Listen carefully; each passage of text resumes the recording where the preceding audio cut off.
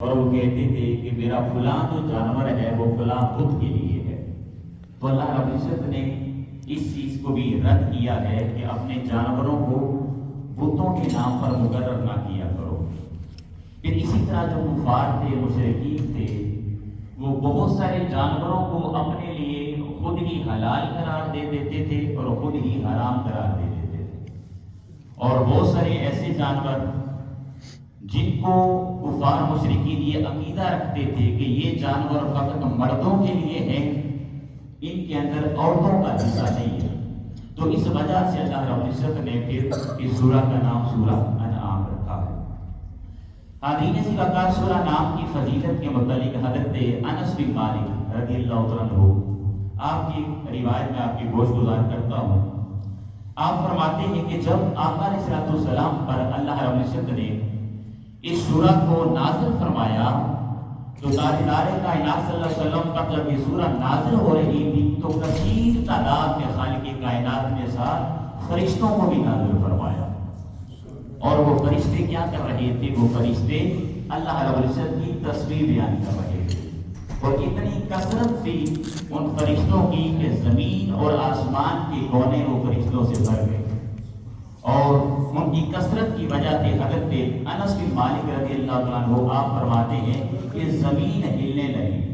اور اس موقع پر پھر تاجدار کائنات صلی اللہ علیہ وسلم نے 3 مرتبہ سبحان ربی العظیم پڑھا.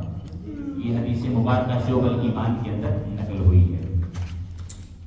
حاضرین محترم، اس کے اگر مضامین کی بات کی جائے تو اس کا جو مرکزی مضمون ہے وہ اسلام کے بنیادی عقائد کے متعلق ہے. اللہ رب العزت نے اپنے وجود کے متعلق مختلف دلائل بیان فرمائے ہیں، اپنی وحدانیت کے متعلق، اپنی صفات اور اپنی ذات کے متعلق مختلف دلائل بیان فرمائے ہیں اور اپنی ذات کو ثابت کیا ہے. پھر اسی طرح تاجدار کائنات صلی اللہ علیہ وسلم پر جو خالق کائنات وحی نازل فرماتا ہے اور حضور علیہ السلام کو رسول بنا کر بھیجا، اس کے متعلق بہت ساری آیات کریمہ اللہ رب العزت نے نازل فرمائی ہیں. اور دیگر مضامین جو اس سورہ کے اندر اللہ رب العزت نے نازل فرمائے ہیں وہ بھی میں آپ کی گوش گزارش دیتا ہوں.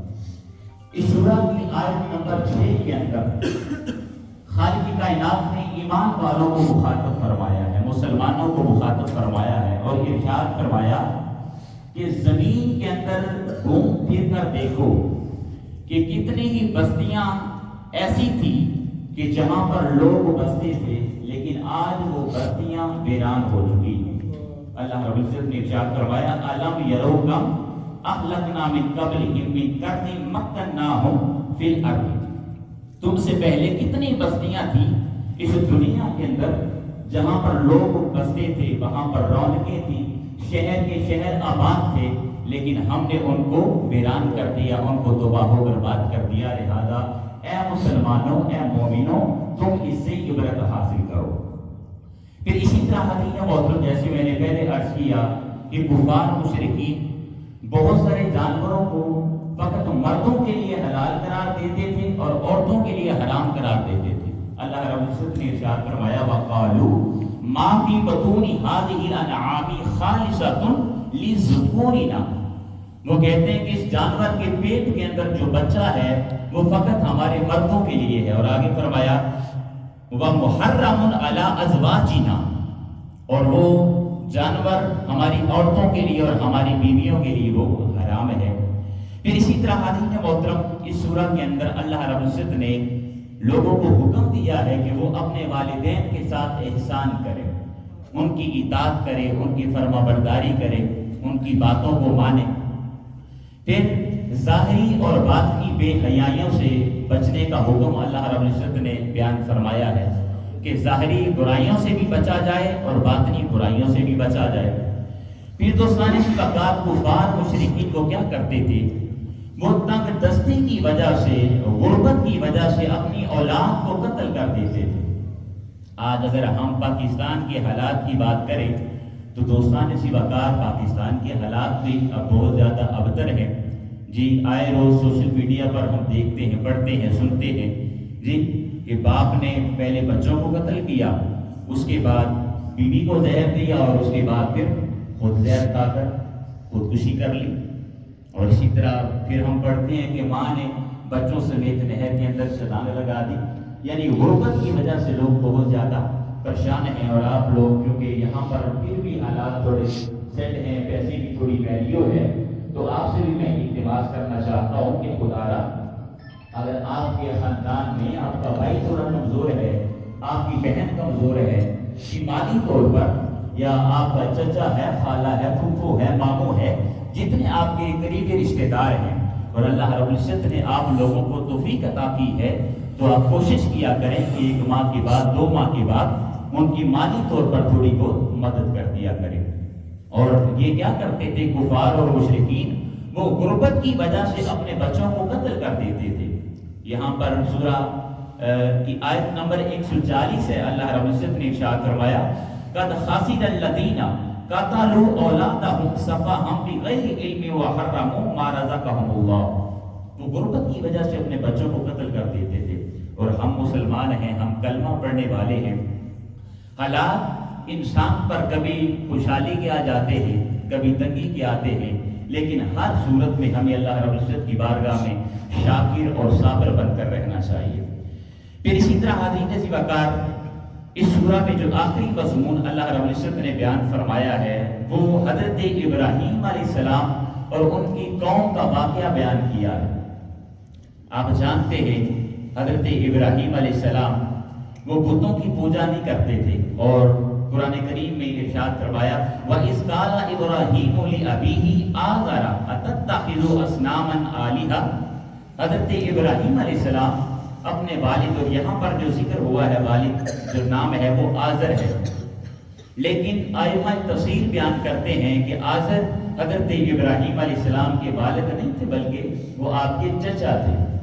اور ایک روایت میں یوں آتا ہے کہ جو آزر نام ہے یہ ان کے بتوں کا تھا, اور جو حضرت ابراہیم علیہ السلام آپ کے والد کا نام ہے جو روایات میں آتا ہے وہ طارق آتا ہے, طارق. حضرت ابراہیم علیہ السلام اپنے جو یہاں پر ذکر ہوا ہے وہ چونکہ باپ کا نام لیا گیا ہے, میں بھی اسی چیز کو آپ کے سامنے بیان کر دیتا ہوں. اپنے باپ آزر سے فرماتے ہیں کہ آپ بتوں کو اپنا الہ کیوں بناتے ہیں, اور اسی طرح وہ پورا مکالمہ جو ہے اللہ رب العزت نے سورہ نام کے اندر بیان فرمایا ہے. پھر حضرت ابراہیم علیہ السلام وہ سورج کی طرف متوجہ ہوئے اور سورج کی طرف دیکھ کر کہتے ہیں کہ شاید یہ ہمارا خدا ہے جی, لیکن جب دیکھا کہ مغرب کے وقت وہ ڈوب چکا ہے تو کہتے ہیں کہ جو ڈوب جائے وہ ہمارا خدا نہیں ہو سکتا. پھر چاند کو دیکھا اور چاند کو دیکھ کر کہنے لگے یہ ہمارا خدا ہے. دیکھا کہ وہ بھی جب فجر کا ٹائم ہوتا ہے چاند بھی ڈوب جاتا ہے, تو فرمایا چاند بھی ہمارا خدا نہیں ہو سکتا. پھر ستاروں کو دیکھا تو کہا یہ ہمارے خدا ہیں, لیکن ستارے بھی دن کے وقت نظر نہیں آتے.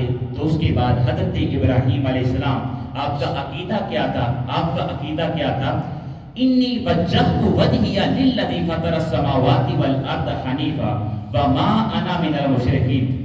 فرماتے ہیں میں نہ تو چاند کو اپنا خدا کہتا ہوں, نہ سورج کو اپنا خدا کہتا ہوں, نہ ستاروں کا اپنا خدا مانتا ہوں. ہاں میرا خدا فقط وہی ہے جو زمین اور آسمان کو تخلیق کرنے والا ہے. سبحان اللہ.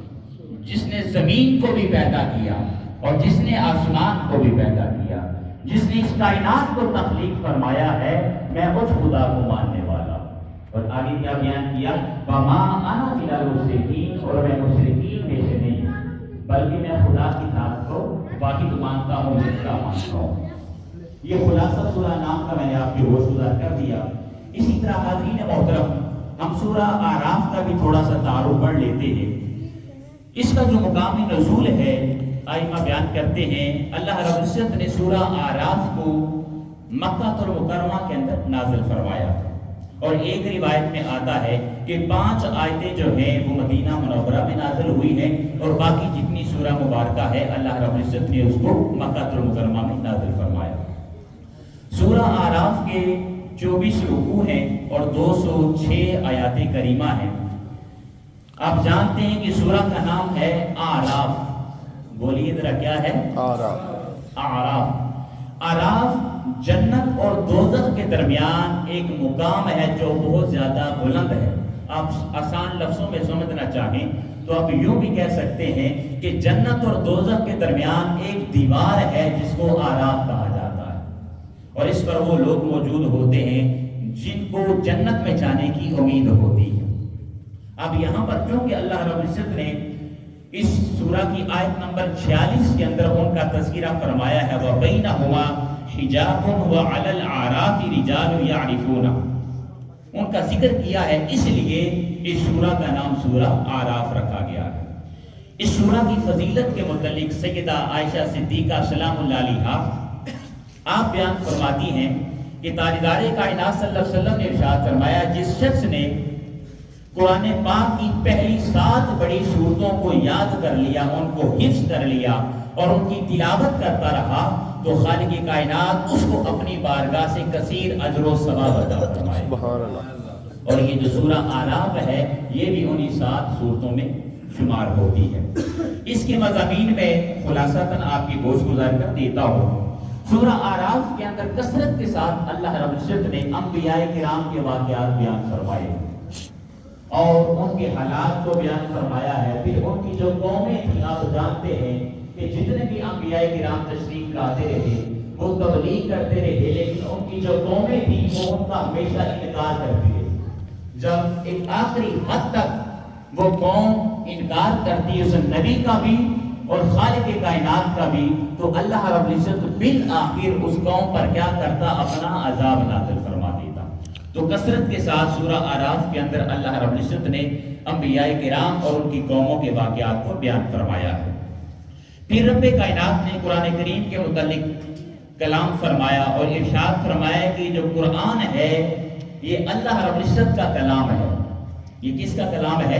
اللہ رب العزت۔ یہ قرآن یہ خالق کائنات کا کلام ہے اور اس کی نعمت ہے۔ اور پھر ارشاد فرمایا ہے، اے مومنوں، اے کلمہ پڑھنے والوں، اے مسلمانوں، اس قرآن کے ساتھ اپنے تعلق کو وابستہ کرو، اس قرآن کے ساتھ اپنی نسبت کو جوڑو اور اس کی تعلیمات پر اپنی زندگی کو ڈھالنے کی کوشش کرو۔ آج ہم ہیں دوستان زیبکار، بدقسمتی سے ہم مادیت پرستی کا دور ہے اور دنیا کے اندر کھو چکے ہیں۔ یہ قرآن سے ہمارا تعلق ٹوٹتا جا رہا ہے اور منہاج القرآن کا ایک ادنا سا مقصد یہ بھی ہے، اور حضور شیخ الاسلام ڈاکٹر محمد طاہر القادری مدد اللہ علیہ آپ کا ایک مقصد یہ بھی ہے کہ امت مسلمہ، اس امتی کا، اس مسلمان کا، مومن کا جو تعلق قرآن سے ٹوٹ چکا ہے، ہم دوبارہ سے اس تعلق کو بحال کر رہے ہیں، اس کو بحال کرنے کی کوشش کر رہے ہیں۔ حاضرین محترم، ایک زمانہ وہ بھی تھا مسلمانوں پر کہ جب تک ہم نے قرآن کے ساتھ اپنے تعلق کو جوڑے رکھا، اس کے ساتھ اپنے تعلق کو وابستہ رکھا، تو خالق کائنات نے مسلمانوں کو توفیق عطا کی کہ مسلمانوں نے پوری دنیا پر حکومت کی ہے۔ اور علامہ محمد اقبال رحمۃ اللہ علیہ آپ کا غالباً ایک شعر بھی ہے کہ وہ معزز تھے زمانے میں مسلمان ہو کر اور تم خار ہوئے تارک قرآن ہو کر۔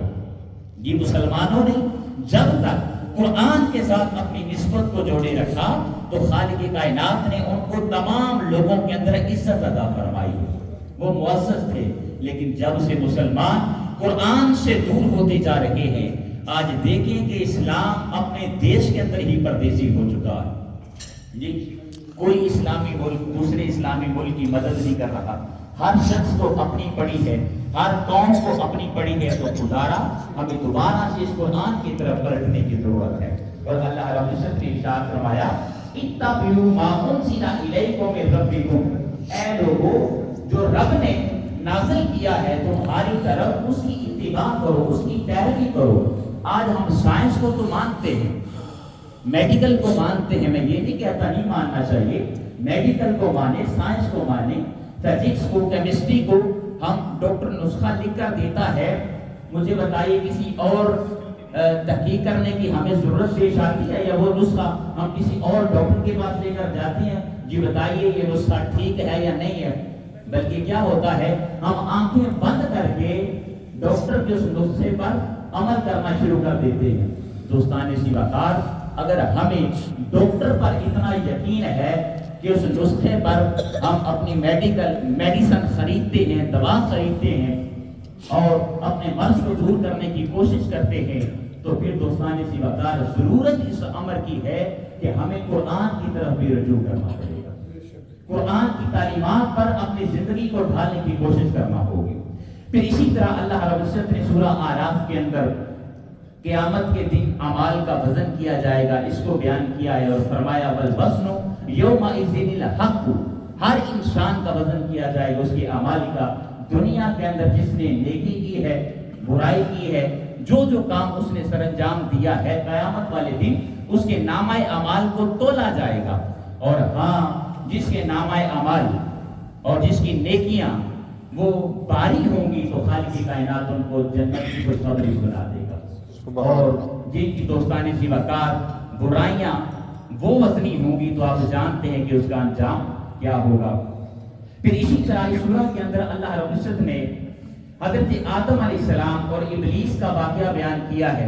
حضرت آدم علیہ السلام کی تخلیق کا واقعہ بیان کیا ہے، تخلیق کیا اور پھر فرشتوں کو فرمایا کیا فرشتوں اس آدم کو، میرے اس بندے کو کیا کرو، سجدہ کرو۔ تمام فرشتے سجدے کو جھک گئے الا ابلیس، ابلیس نے سجدہ نہ کیا تو اللہ رب العزت نے ارشاد فرمایا قال ما منعک الا تسجد اس امرتک، اے ابلیس تو نے اس شخص کو، اس بندے کو، میرے اس خلیفہ کو سجدہ کیوں نہ کیا جبکہ میں نے تجھے حکم بھی دیا تھا۔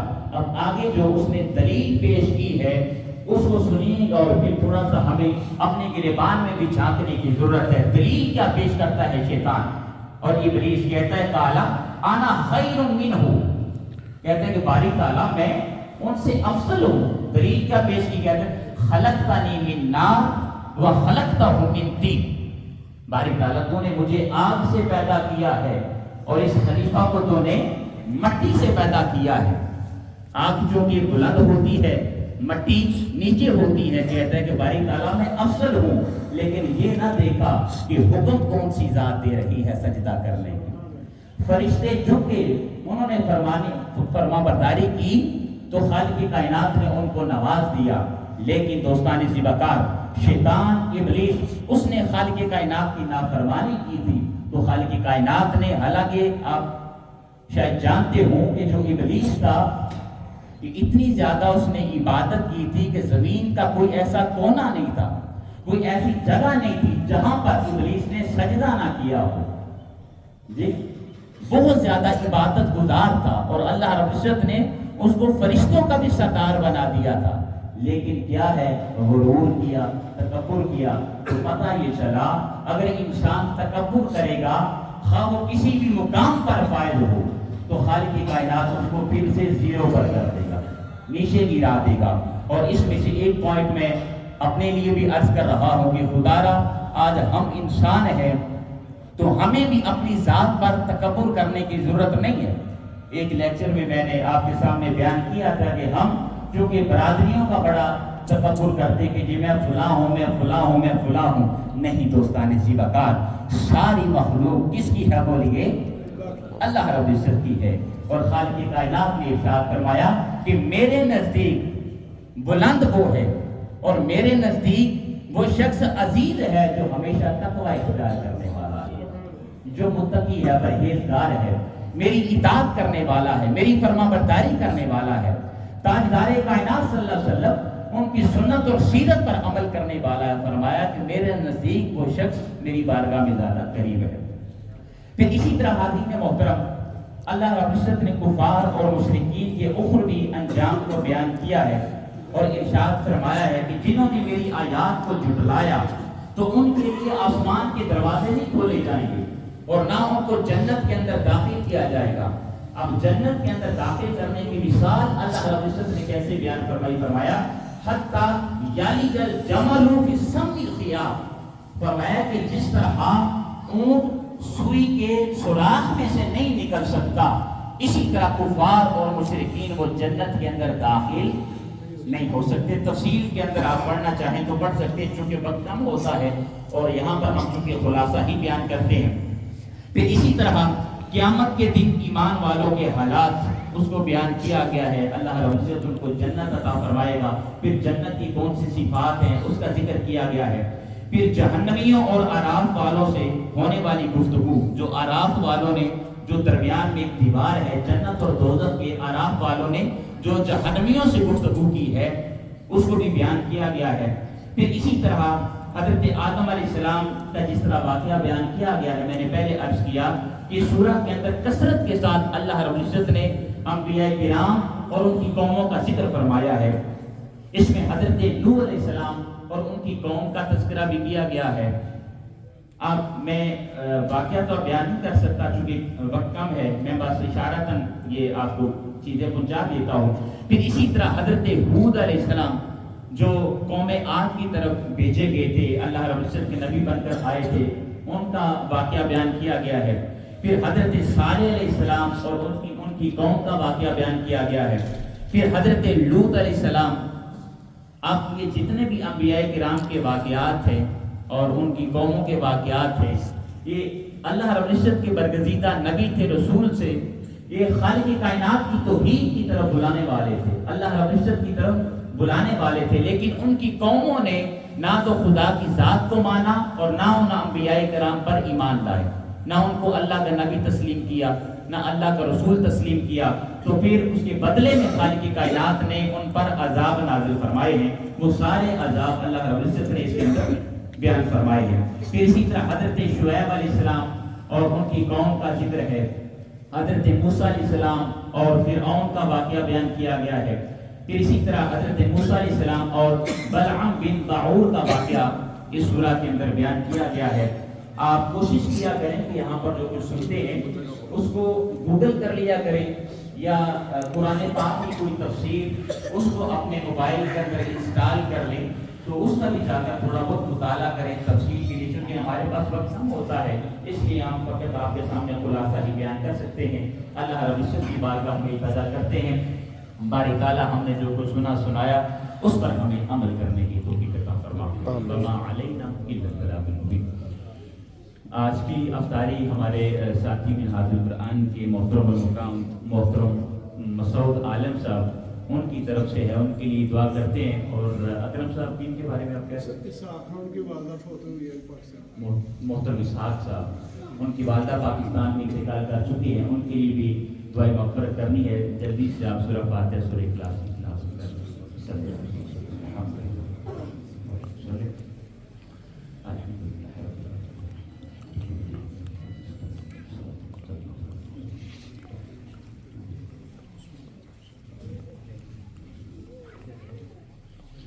اللهم صل على سيدنا ومولانا محمد وعلى آله وصحبه وبارك وسلم ربنا آتنا في الدنيا حسنة وفي الآخرة حسنة وقنا عذاب النار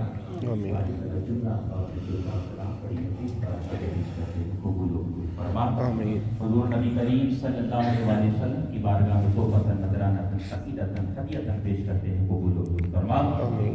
آقا علیہ السلام کے توسل سے حضرت آدم علیہ السلام سے لے کر آج تک جتنے مسلمان اس دنیا فانی سے رخصت ہو چکے ہیں ان کی بارگاہ پیش کرتے ہیں، قبول و منظور فرما۔ باری تعالیٰ ہمارے ساتھی جن کی والدہ پاکستان میں انتقال کر چکی ہے اور محترم مسعود عالم صاحب، ان کے خاندان میں جو لوگ اس دنیا فانی سے رخصت ہو چکے ہیں ان کی بارگاہ پیش کرتے ہیں، قبول و منظور فرما۔ باری تعالیٰ ان کی آخرت کی منازل کو آسان فرما اور ان کی قبروں میں اپنا نور نازل فرما۔ اور تیری بارگاہ میں التجا ہے، حضور نبی کریم صلی اللہ علیہ وآلہ وسلم کی شفاعت سے بہرامد فرما۔ مولا جو لوگ بیمار ہیں، گھروں میں ہیں، ہسپتالوں میں ہیں، اور ان کو شفاء کاملہ عطا فرما، سب کو صحت و سلامتی والی لمبی زندگی عطا فرما۔ باری تعالیٰ جو پریشان حال ہیں ان کی پریشانیوں کو دور فرما۔ باری تعالیٰ جو مشکلات کا شکار ہیں ان کی مشکلات کو آسانیوں میں تبدیل فرما دے۔ مولا جو یہاں پر کیمپ سے لوگ آتے ہیں اور کاغذات کی وجہ سے پریشان ہیں اور ان کے کاغذات میں آسانی پیدا فرما۔ مولا ہماری عبادت کو، ہماری اخلاص کو، ہمارے روزوں کو، ہمارے قیام اللیل کو، ہمارے تلاوت قرآن کو اپنی بارگاہ میں سب سے قبولیت عطا فرما۔ ہمارے احباب کے دلوں کے اندر باری تعالیٰ کوئی بھی خواہش ہے، تمنا ہے، آرزو ہے، دعا ہے، اپنے کرم سے اس کو پورا کروا۔ صلی اللہ تعالی علی رسول خیر خلقہ محمد وعلی آلہ وصحبہ اجمعین برحمتک یا ارحم الراحمین بحق لا الہ الا انت اللهم انی لک اسلمت وبک آمنت وعلیک توکلت وعلی رزقک روزہ پاک۔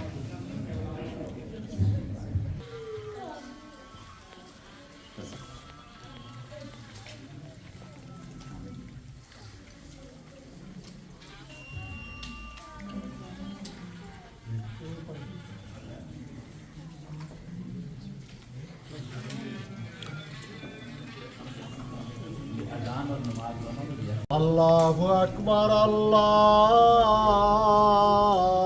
اکبر لا الہ الا اللہ. یہ ساتھی آگے ہو جائے بشر بہت اچھا لگا ہے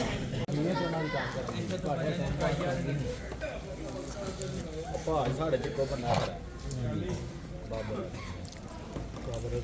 ہاں جی ایک بجلی کا